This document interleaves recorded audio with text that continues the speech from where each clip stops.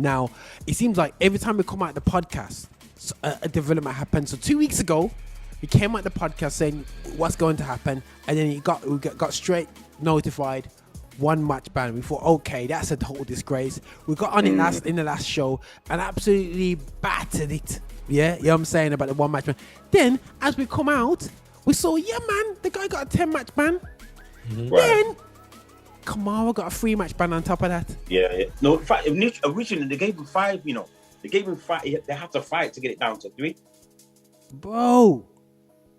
Joke. What message was that send? It just basically said, do not. And then on the weekend, the same for us to report racism.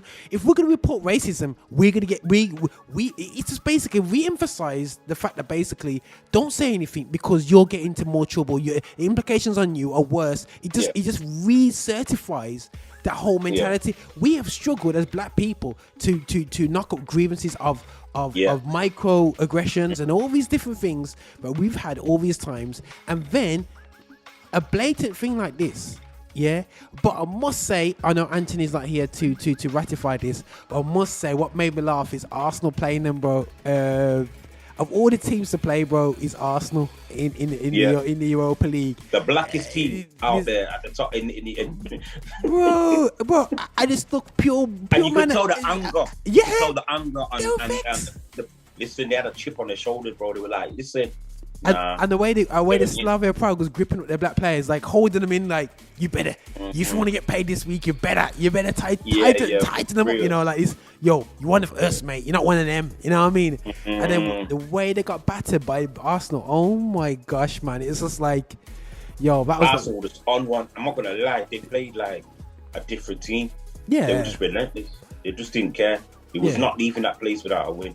Yeah, man. And it proves that Arsenal can play a lot better, but also it proves that how inconsistent they are because then outside of England, because like look at Fulham, man. Like you know what I mean? They get in the weekend and they can't beat Fulham at home, a bit like ourselves. But you know, exactly.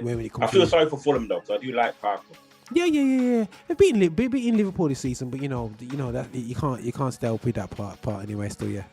You know what? My issue with the whole Kamara thing is this year that particular action kind of feels like something that's gone back to like slavery days.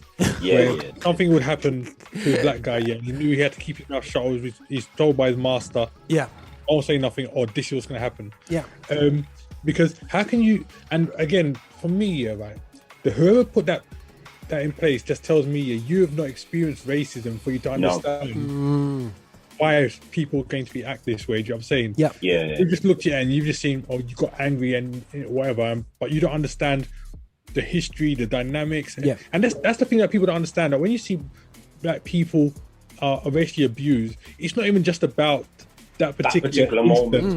This is a historic thing that we've been brought up with, that we know about our parents and everything. So there's so much into it. Yeah. But they see it as very face value. Do you know what I'm saying? Forget about what it's about. I've just seen that you're angry. Yeah. And the fact that you're sending out a notion that, regardless of what's happened to you, regardless of the fact that, we agree that this is bad, you're not allowed to be like that, and you're giving a 3 match ban. Because even when you compare it, okay, a 10 match ban, you're giving this guy a 3 match ban. Yeah. Literally, what it is close enough to a third. You know what I'm saying, of what you've given to the guy. They gave him half. They gave him 5. They gave him 5. And that's almost saying, that what you did is almost is bad as well. Come on now, this is ridiculous. It is there, and I think that I think it just goes back to I think we mentioned it last week. I just on Samuel L. Jackson's, I was checking out. Remember that movie that he brought out, and he was the dad of a daughter who got raped, and at the end, the guy was gonna get away with it, and he's gone out and shut him up and says, "Listen," and this is the problem, guys, that people don't realize. If you're not going to deal with racism, there's gonna be some Samuel L. Jackson warnings going on next season, bro.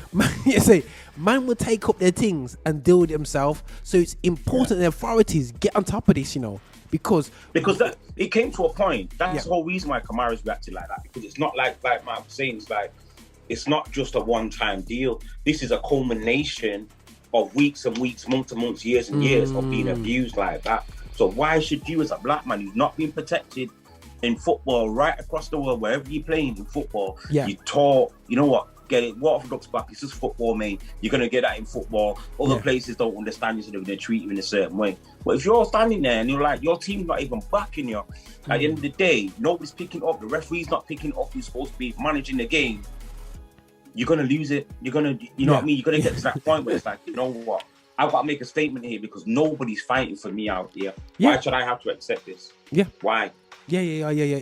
Bro, it's for me, it's getting to that stage because it's absolutely a joke thing. I see, even in my own league, bro, it's like we're just bro, they're just avoiding the issue like it's something to be, and this is what FIFA keeps on avoiding issues. But the problem is when you have so many black players and so many black people that love playing football, so it's gonna get to a stage where you never know, there could be a black Super League start up. You know what I'm saying? And when that starts up, these racist black people, they did it. But the thing is, if you don't create an environment for us to enjoy ourselves in and whatsoever, we have to create our own environments out there still, because then we're not safe in your arms. We're not safe, you know what I mean? And this is the problem, is the more fragmented FIFA is, what they don't realize is that we have no allegiance. I don't want to go too much into the Super League right now, but if we had to show is, bro, you go to somebody from Ghana and say, yo, come play for me 250k, or stick to or go play for Man United or play for Everton in the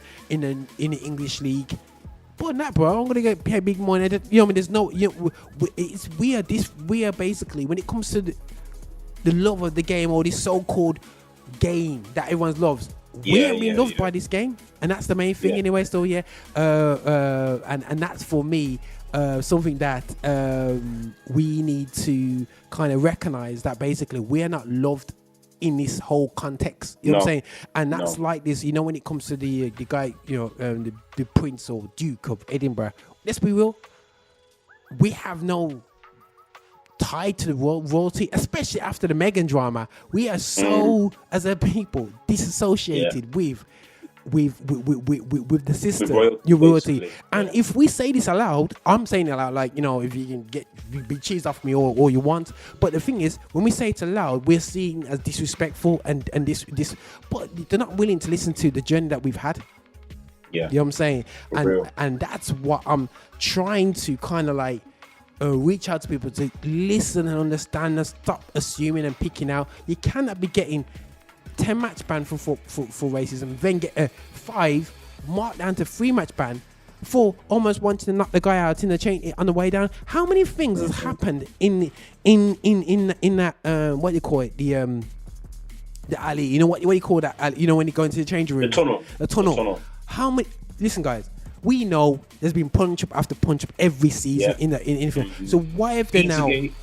Listen, you tell me you wouldn't want to punch the guy if you go down there. Listen, bro, there's a ruckus going on that in that tunnel. Yeah, but get over it, FIFA. Behave yourself, because that ruckus happens every other game. Yeah. So why are you picking up on it now?